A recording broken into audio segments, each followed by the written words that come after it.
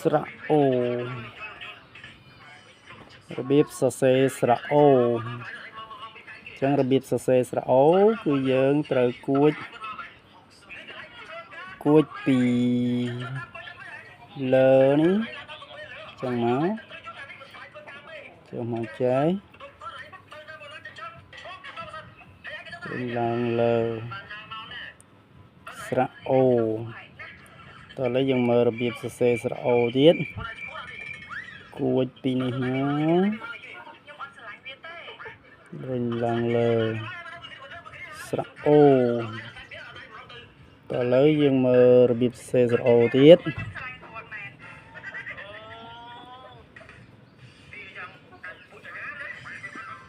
ស្រៈអូនេះ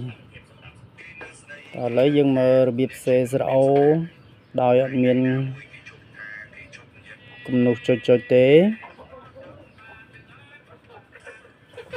បាទនេះស្រៈអូអញ្ចឹងស្រៈអូឧទាហរណ៍លូអូលូបាទបន្ទាប់មកទៀតយើងហាត់សរសេរស្រៈអ៊ូបាទនេះស្រៈអ៊ូបាទអញ្ចឹងនេះស្រៈអ៊ូអញ្ចឹងយើងមើលរបៀបសរសេរស្រៈអ៊ូ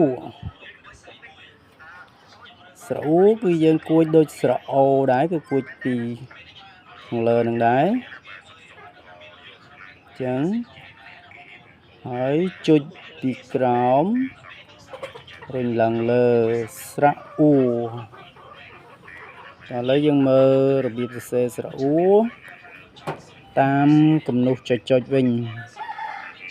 អញ្ចឹងយើងគួចដូចស្រៈអូមិញដែរហើយយើងចុចខាងក្រោមរុញឡើងលើនេះស្រៈអ៊ូបាទតើឥឡូវយើងមើលរបៀបសរសេរស្រៈអ៊ូតាមគំនុះ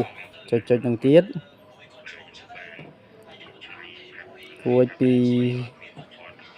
លើចុះក្រោមចុចខាងក្រោមរុញឡើងលើស្រៈអ៊ូតោះឥឡូវយើងមើលរបៀបសរសេរស្រៈអ៊ូ